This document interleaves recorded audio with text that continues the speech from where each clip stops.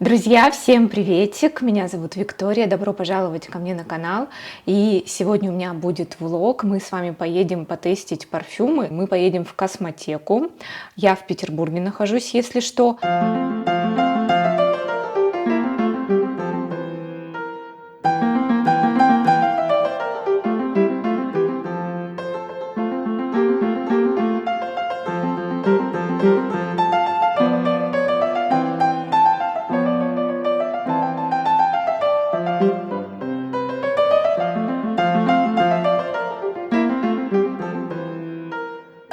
Я уже вернулась домой, я решила вам в спокойной обстановке с кошкой вместе рассказать свои впечатления, а у меня их просто масса.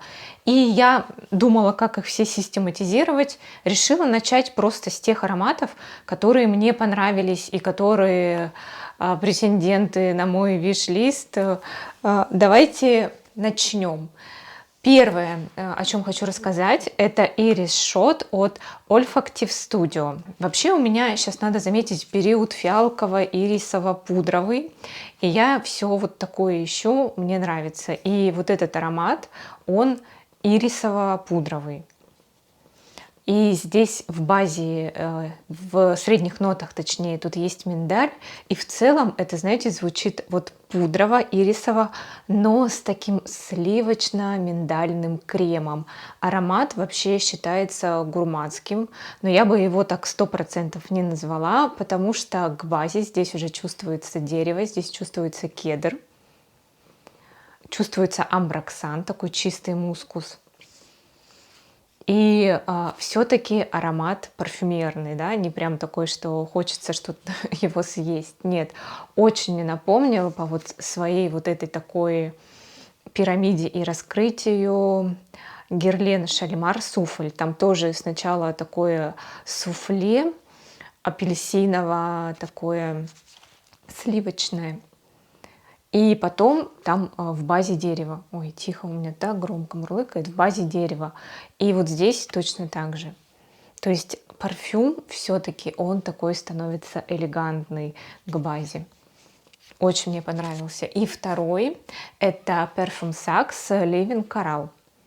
Здесь фиалка. Здесь ирис, фиалка. И здесь в базе есть сахарная вата, есть амбра, есть амброксан. И вы знаете, в базе вот этот аромат, он более прозрачный, и он, наверное, за счет сахарной ваты напоминает что-то такое детское. У меня вообще какие-то ассоциации с какой-то, я не знаю, детской пластиковой такой посудой, ароматизированной. Сейчас объясню, потому что во всех ароматах Parfum Sax присутствует синтетичность. Это изначально такая фишка, то есть это не случайно, не потому что плохо сделано, а изначально такая концепция бренда. И здесь чувствуется, но из всех ароматов Parfum Sax вот этот на первом месте, он мне понравился, я бы его хотела, я бы его могла носить. Здесь именно фиалковая пудра, хотя в описании на сайте написано, что здесь овердоза ириса. Вот так вот. Но я больше чувствую фиалку. И следующий аромат это Violet Shot от Olfactive Studio. Вот здесь, кстати, база у Iris Shot и Violet Shot, они немного похожи. Такие древесно-сладкие, сливочные, но Iris Shot, он более стойкий, он более шлейфовый, он громче. Violet Shot будет держаться все-таки близко к коже. И хотя здесь в средних нотах лист фиалки, но я вот явно чувствую фиалку. Причем, вы знаете, вот если в Parfum Sax Living Coral фиалка мне в какой-то момент стала напоминать такие фиалковые леденцы, я в Ницце пробовала, мы были в магазине, и там все из фиалки. Там джем из фиалок, там леденцы из фиалок, там шоколад с добавлением фиалковых лепестков. И вот Parfum Sax, он где-то в начале и в сердце звучит вот именно вот этими леденцами фиалковыми или фиалковым джемом, то вот этот аромат Violet Shot нет. Он с зелеными нотками. Он с самого начала стартует с такими, вот уже чувствуется фиалка, но чувствуются зеленые нотки. Это очень необычно, потому что так сделанная фиалка, да, не уходящая в пудру, исключительно в пудру или в леденцы, во что-то такое сладкое. А здесь вот это сочетание пудры, сладости и вот зелени. На фрагрантике аромат озоновый значится. Ну, озоновым я бы его не назвала, но вот это сочетание мне очень нравится. Единственное, что меня лично смущает, что он будет сидеть очень близко к коже, но он стойкий, он будет стойкий. Так, давайте я вам расскажу про Perfume Sax, потому что вообще я ехала потестить этот бренд. Расскажу про Green. Давайте про Green расскажу. Тот самый, который очень похож на Narcosis Vertus. И вы знаете, в старте они вообще один в один. Но к базе вот этот аромат Green от Perfume Sax мне нравится больше, потому что он становится карамельный. И вот эти вот яркие фрукты, вот это манго с оттенками... Я не знаю, друзья, как марихуана пахнет, вот признаюсь вам, дожила до своего возраста, но не знаю я. Наверное, давайте предположим, что вот там есть, но я чувствую просто какие-то оттенки пряностей. Как таковой кофе, да, я вот не чувствую, но как оттенок какой-то пряности, и он идет такой горьковатый. Кардамон, ну вот оно все так замешано, что оно прям вот по отдельности не звучит. Звучит для меня вообще таким ярким фруктовым сиропом, сладким-сладким. И к базе он становится помягче, этот сироп, и как будто бы уже покарамельней. Короче, мягче, а то карамельный как-то непонятно, просто мягче становится. Мне это больше нравится, чем у Narcosis Vertus. Если бы я выбирала, вот этот я бы купила, а Narcosis Vertus, кстати, меня смущала там база. Black от Perfume Sax. На сайте Perfume Sax написано, что этот аромат вдохновился Baccarat Rouge 540. Но я не чувствую тут Baccarat Rouge. То есть, если бы я это не читала, я бы вот в жизни эту ассоциацию не провела. Да, аромат пряный. Ну да, сколько пряных ароматов? Немало. Он сделан так довольно современно, что называется. Здесь я лично слышу тоже какую-то синтетичность. Я ее слышу. Вот я ее меньше слышу в Green, Living Coral меньше слышу, а здесь вот, я не знаю, наверное, это все-таки пряности такие. У меня вообще аж я не закашлялась. Ощущение, как будто вот я перец нюхнула, и аж... Ой. В общем, не знаю. Ну, я только с Baccarat Rouge подружилась по-настоящему. Я перестала слышать бинты и йод настойчиво.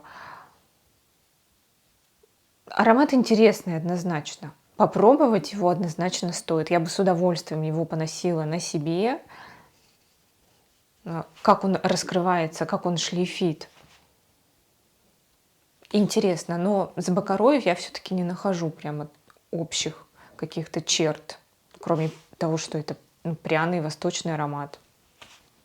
Так, Red. Red, кстати, очень интересный. Он так стартанул, и мне даже чем-то напомнил какой-то собирательный образ люксовых ароматов. Тут в верхних нотах бергамот, яблоко, пион и розовый перец. И я тут яблоко абсолютно спокойно воспринимаю. Тут ощущение, что это даже вот не само яблоко, которое вот я не люблю в парфюмерии, а яблочный сок. Вот у меня такое было ощущение. Ну и то, когда я уже узнала, что там есть яблоко, начала его искать, думаю, ну окей, яблочный сок, но не прям само яблоко, вот то, каким я привыкла его чувствовать в парфюмерии. Здесь, в общем, в целом аромат фруктово-цветочно-древесный. И все-таки, когда он раскрывается, ты понимаешь, что это необычно, это не совсем, вот как мне сначала показалось, что-то такое собирательно-люксовое. Нет, в нем есть опять вот эта вот какая-то база Parfum Saxe, древесная. Тут везде есть вот похожие ноты. Они пряно-древесные.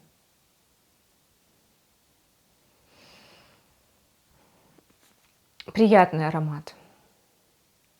Для любителей фруктово-цветочно-древесных ароматов, я думаю, это нужно попробовать.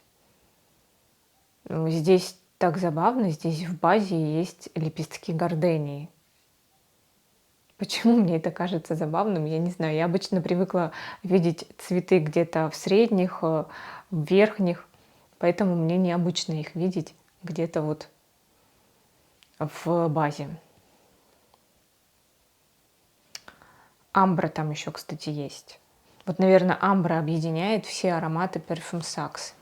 Так, давайте Bloom, Parfum Saxe Bloom. На сайте вообще обозначено как аромат крема для загара и морской соли.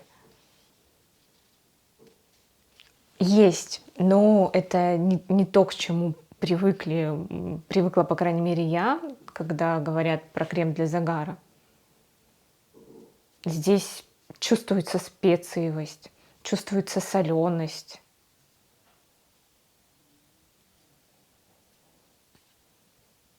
Необычный аромат. Для меня он вообще больше пряный. Ну, в базе, по крайней мере. Так, Yellow, Parfum Saxe Yellow. Вот это вот просто какие-то специи. Просто куча специй, дерево, амбра и все тебе. И я больше вижу этот аромат все-таки на мужчине. Вот в нем что-то такое есть. Я бы от такого аромата, вот лично я бы от него, наверное, усталый. Ну, еще у меня холодная кожа, она мне бы это очень долго специями кричала. Еще причем так, как, знаете, как будто я перцем обсыпалась. Есть в нем какая-то фужерность. В общем, интересно, но прям не моя тема.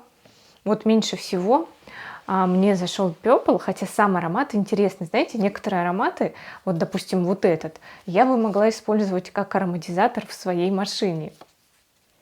Потому что вот тут, когда я его нанесла, у меня было ощущение, что я в мороз вышла, вот этот вот морозный свежий воздух, вот этот ветер с такой ледяной, даже с какими-то вот снежинками, которые летят в лицо, вот это вот прям морозная свежесть. И при этом еще, при всем, я села в машину, а в машине вот этот вот, в новую машину, и вот этот аромат новой машины. Кожи, вот этой обивки всей. Вот какое-то такое сочетание морозного воздуха и такая вот техническая составляющая. Техника в смысле. И вот вроде эта морозность, вот эта свежесть мне нравится, но я бы не хотела пахнуть обивкой для машины.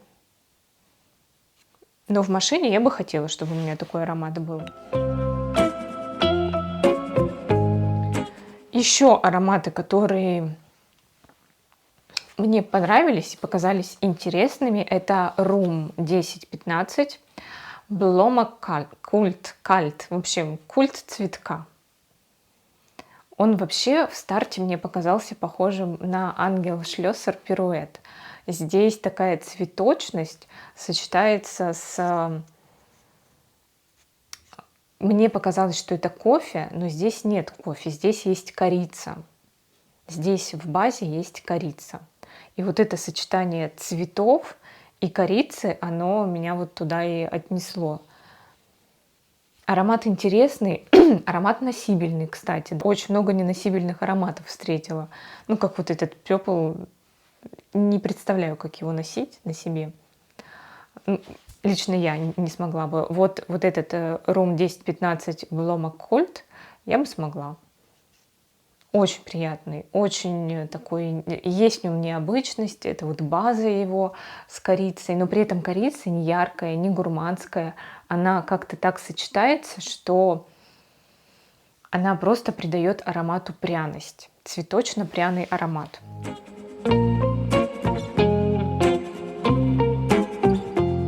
Так, еще хочу вам рассказать про парфюмерия Particular. Это парфюмерия с очень красивыми коробками, очень красивыми. Там довольно-таки простые флаконы, незамысловатые, но коробки — это шедевр, это арт, просто арт. Я не знаю, зачем так сделано, потому что многие, как я поняла, коробки как раз-таки либо выкидывают, либо куда-то там складывают, но не хранят в них флаконы.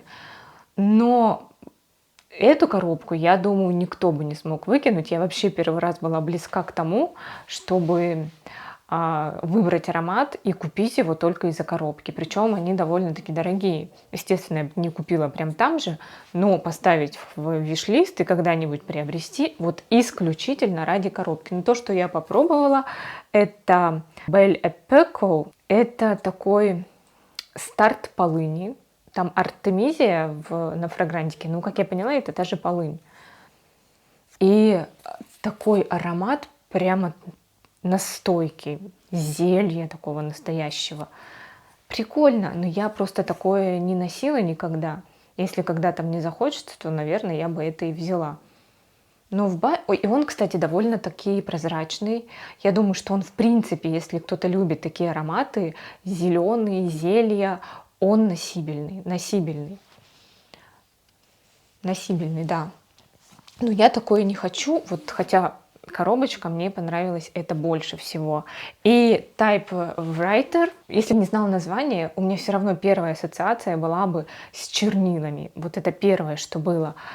Потом, конечно, когда я уже узнала название, мозг дорисовал там печатная машинка, это и лист бумаги, это и вот это какая-то там, чем пахнет печатная машинка, чернила, вот это вот аромат металла. И вот он так звучит практически до конца. Он становится просто потише, но не появляется тут никакой сладости, нет, ничего. Не уходит, допустим, конкретно в древесность, нет. Вот так и звучит. Я, конечно, не смогла бы такое носить, нет, ни в коем случае. Еще ароматы, которые меня поразили своими флаконами, это Notre-Dame флакон с такой крышечкой, как уголек. И, естественно, аромат посвящен пожару, который произошел в Нотр-Дам-де-Пари. И стартует он, правда, прям запахом гари. Но потом он становится помягче, попрозрачнее, даже где-то послаще, подревеснее, но остается этот оттенок гари. Я не знаю, кто такое возьмет, вот как напоминание о пожаре. Я такой-то очень стрессоустойчивый человек. Я бы не взяла такое домой. У меня не самые приятные ассоциации вообще с пожарами. И эпицентр. Это тоже меня поразило, потому что он, правда, стартанул ароматом прямо металла. У меня было даже ощущение, что я во рту почувствовала какой-то металлический привкус. Но потом он такой стал какой-то зелено-фужерный. С легкой такой пряностью. Ну, больше, конечно, меня поразили флаконы этих ароматов. Я бы их носить не смогла. Друзья, и в общем и целом скажу, мне очень нравится космотека. Вот если говорить о нишевой парфюмерии, о такой, знаете, необычной, которая не на слуху, что-то такое найти прям эдакое, то мне кажется, что надо идти в космотеку. И космотека — это единственный магазин парфюмерии, в котором я нашла Etat Libre de Orange, мой любимый. Там практически вся линейка, я там все перетестила. И там же я в первый раз попробовала Ганимед. когда еще он был не такой хайповый аромат. Я его попробовала, помню, подумала, ну, интересно, ну, не то, что прям что-то вот такое вау, и как-то забыла. А потом смотрю, и вокруг уже хайп подняли насчет этого аромата. Я его, конечно, потом поехала, потестила, нанесла на себя. Мне нравится вот его аспект. Меня вообще почему-то напомнило это. Вы знаете, есть бутики, в которых дают пакеты, такие картонные пакеты, красивые. И вот для меня это звучит вот этими картонными пакетами, в которых лежит новая обувь в новой коробке, обернутая вот в эту вот бумагу, и вот этот аромат. Я обожаю эти ароматы все, естественно. И вот мне нравится этот аспект. А мазь Вишневского, там еще, да, есть такой аспект, конечно, не мое любимое. Но хочу сказать, что я была удивлена, но мне стали делать комплименты на этот аромат. Я думаю, вы что, любите мазь Вишневского? Ну, вот, что есть, то есть. Я не скажу, что побегу прям за флаконом, но интересно было. Там же есть B683, да, по-моему. В общем, вся эта линейка Антуан Баруа. И вообще там есть еще куча брендов, которые я не попробовала, у меня не было времени. Мне очень нравится, что там можно ходить, никто к тебе не пристает. Очень ненавязчиво мне предложили рассказать ноты, если я попрошу. Ну, я практически об этом не спрашивала, потому что мне было интересно вот свое первое впечатление, не зная пирамиды, зафиксировать. И мне понравилось, что так ненавязчиво сопровождала меня консультант. Я могла свободно гулять, все там снимать, все пробовать. И я бы вообще еще, наверное, провела уже там часа 4, мне надо было просто ехать уже. И я обязательно вернусь. Магазин классный, мне нравится. Вот, друзья, если что, да, я с ним не сотрудничаю, вот прям честно, я никак, никакого отношения. Мне просто было приятно, что я могу ходить по такому бутику нишевому, и никто ко мне не пристает. Я просто сравниваю с парфюмером, где у них, туда, куда я хожу, в Атлантик-Сити, там заходишь, и у них витрины закрытые. И то есть, когда ты говоришь, я хочу какой-то аромат, описываешь его, и продавцы выдают на свой вкус. И еще пока вот последние 2 раза они не попали вообще, даже близко не попали, и даже больше раздражали своими комментариями и своими предложениями. И я поняла, что мне нравится вот самой ходить, вот иногда просто идти к флакону, который мне понравился, а не через посредника, да, такого еще для меня не очень близкого посредника это делать. Все, друзья. Вот такая у меня была прогулка. Спасибо, что досмотрели это видео до конца. Пишите, кстати, в каких парфюмерных магазинах вы любите именно нишевую парфюмерию приобретать, и просто гулять по этим магазинам. Все, спасибо. Ставьте колокольчик, ставьте палец вверх, нажимайте подписаться. Всех целую, всем пока.